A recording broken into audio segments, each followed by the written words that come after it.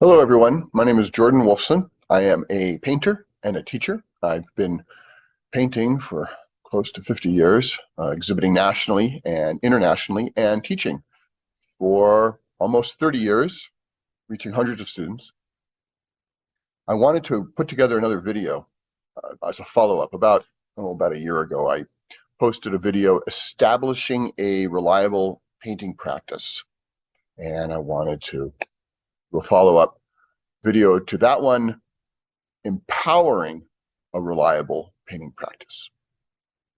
So in the first video, I'm talking about a series of decisions to make that will help painters move from the gathering stage, when you're first gathering your skills and figuring out how to draw and how to mix color and tone, becoming familiar with the world of painting, and how to start moving into the integration stage and figuring out your own personal way of painting.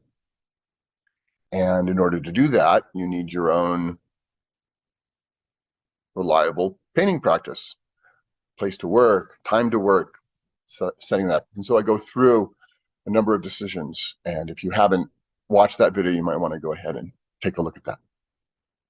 And in this video, I want to build on that, with the assumptions that, okay, you've got a space where you're working, and you've got set times where you're showing up and getting work done, but perhaps you're facing obstacles to getting into the work, or not quite finding traction, not quite finding the kind of energy that you're looking for, and how to do that. And so how to empower your painting practice. That's what I would like to talk about in this video. So I'll be going through some different aspects of that in a PowerPoint.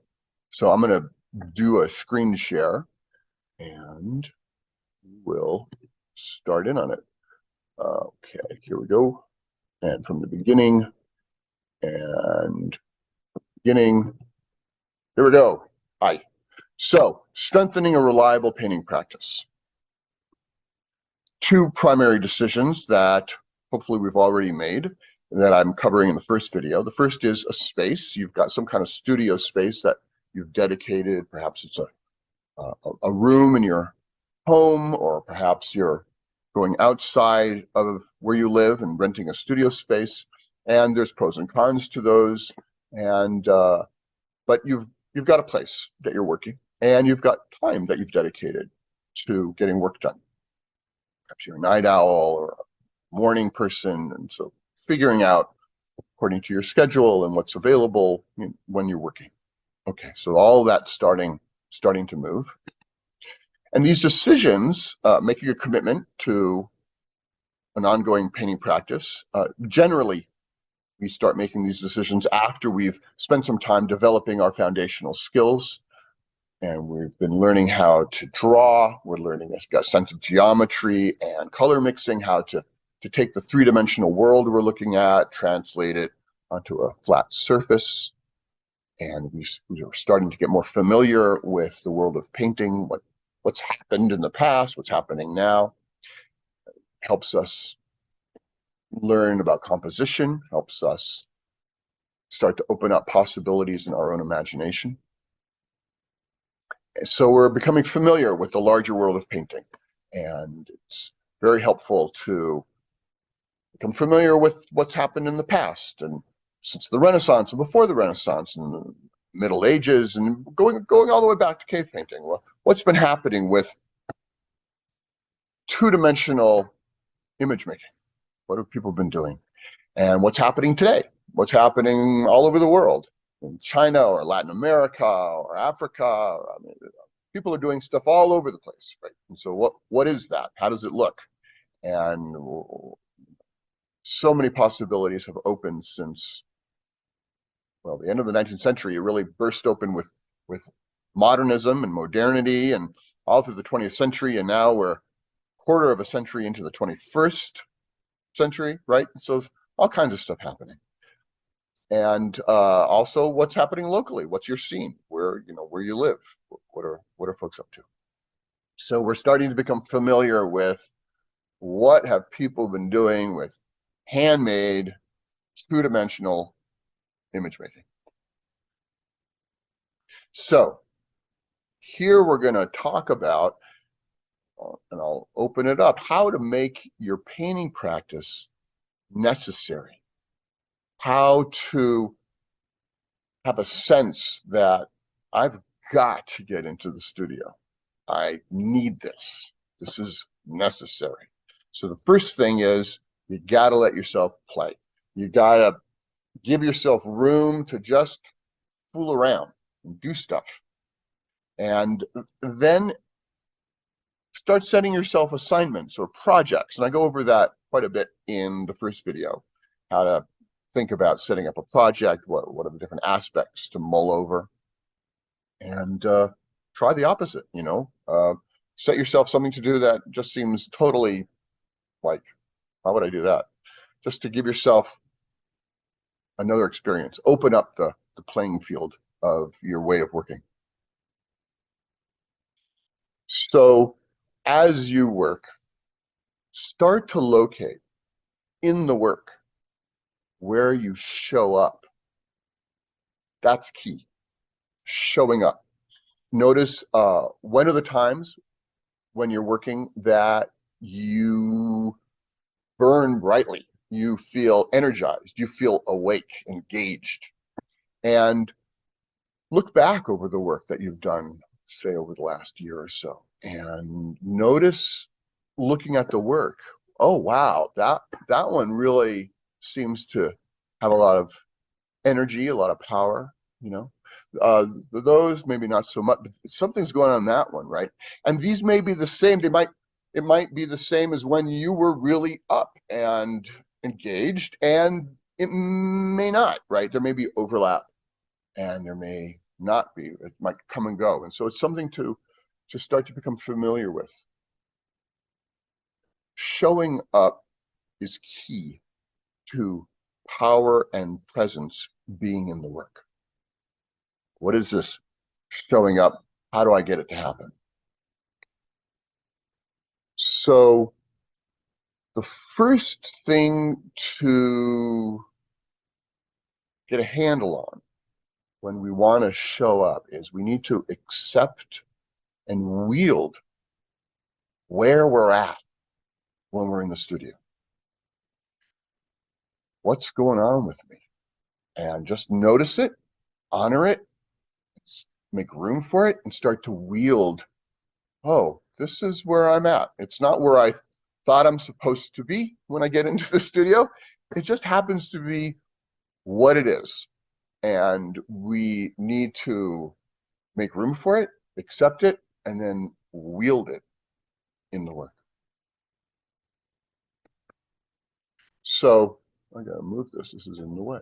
Can you get out of here? How do I move this?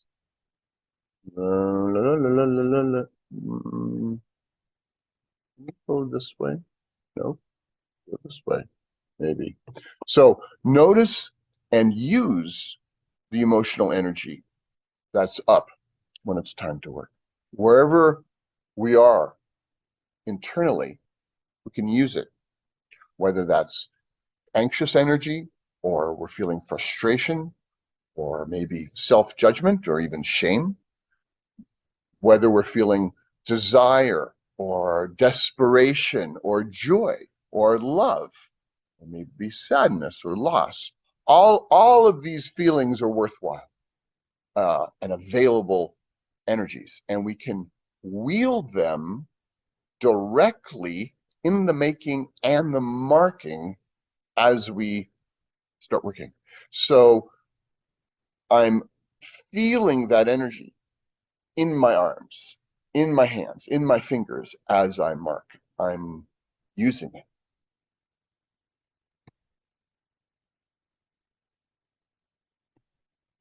The energies of the emotions will gradually, or perhaps even abruptly, shift and change all on their own.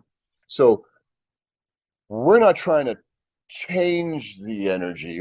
That's not our job. We don't need to do any of that. Our job is just to use the energy, make room for it, wield it, mark with it, eat the energy, and they metabolize all on their own.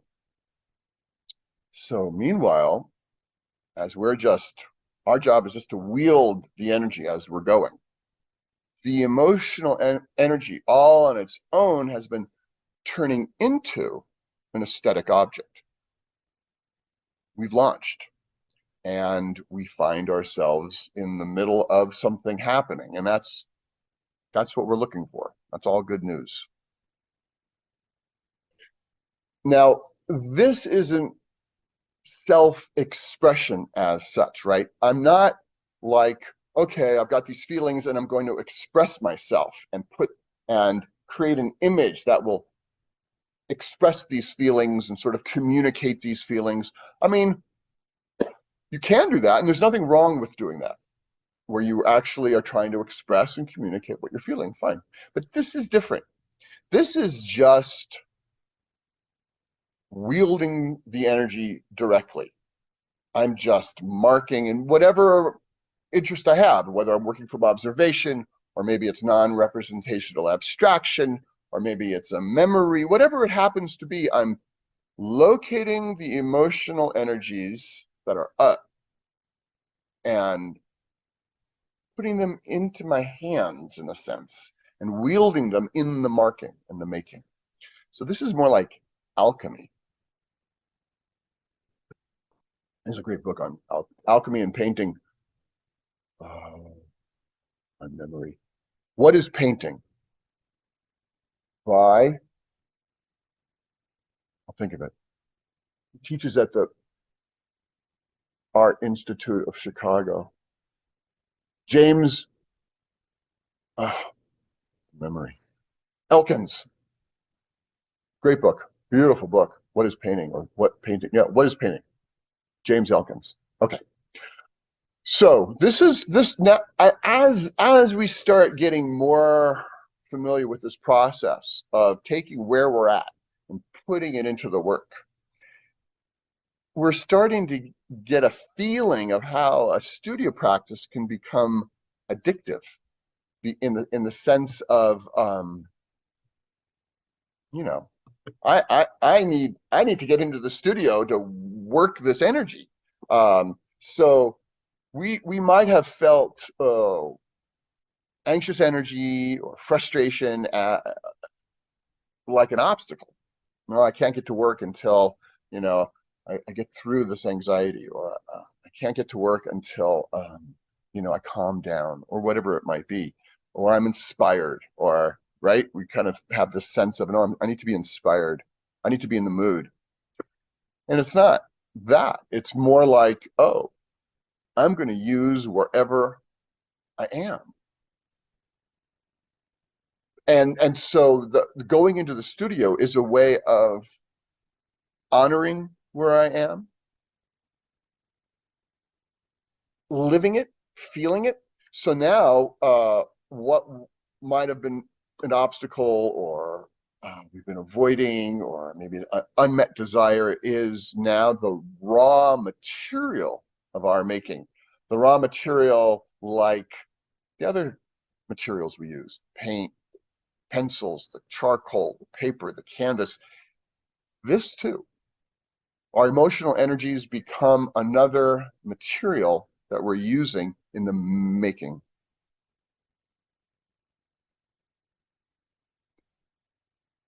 So now our painting practice isn't simply what we do to make stuff, to make an image. It's what we do to feel and transform and live our lives. And this is how a painting practice becomes necessary and transformative. So far we've been looking at emotional energies, because very often the emotional energies, particularly what we might think of as negative emotions, tend to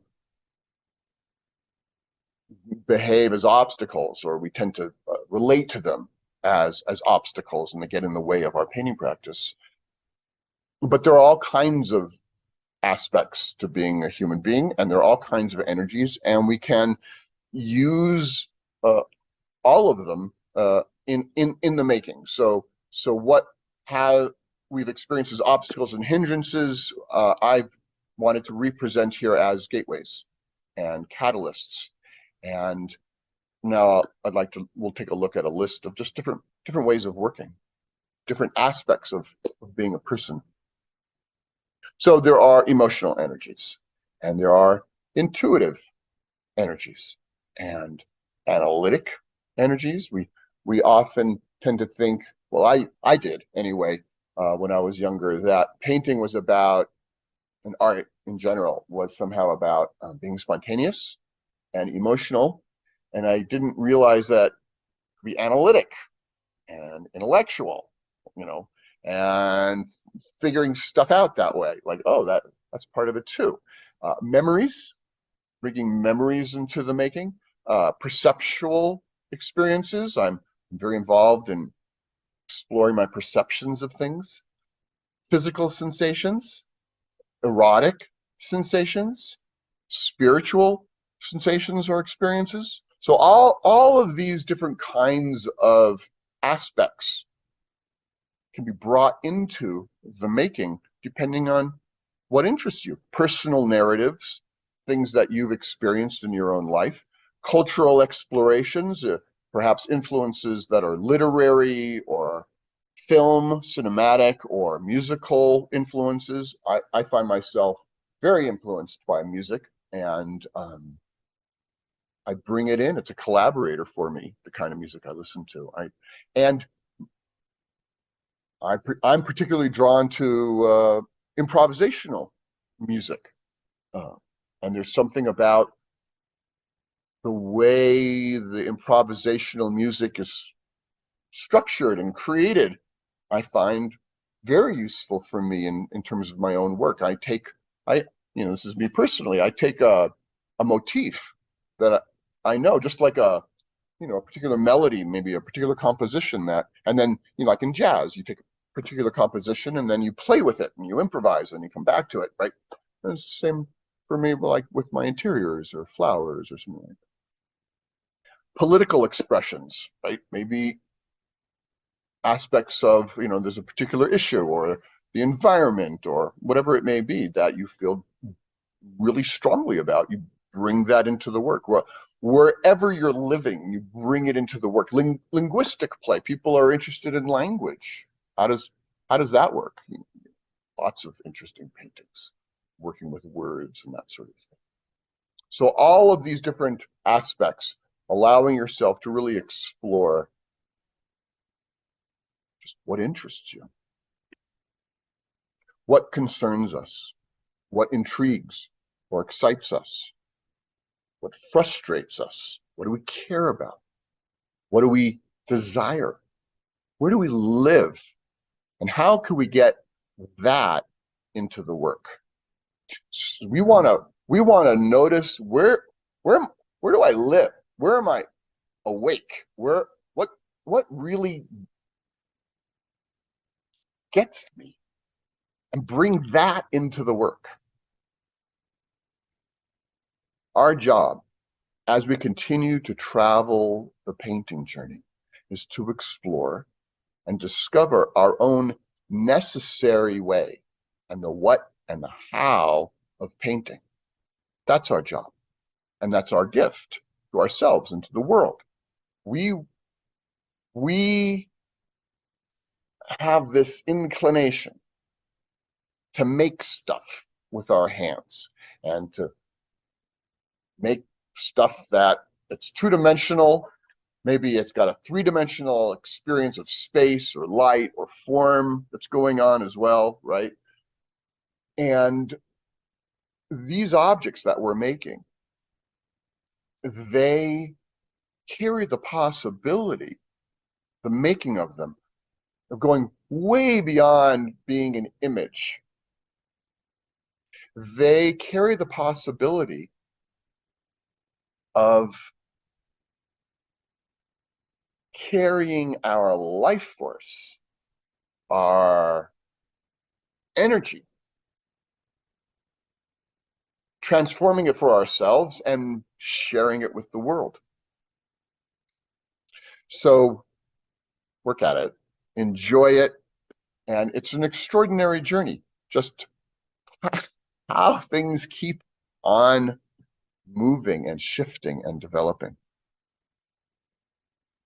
So that's the PowerPoint presentation. You're getting to the studio. You are showing up regularly. You've gathered influences. You're starting to put things together for yourself. Now you want to locate what really interests you and explore that. Try to notice what's an authentic interest of yours as opposed to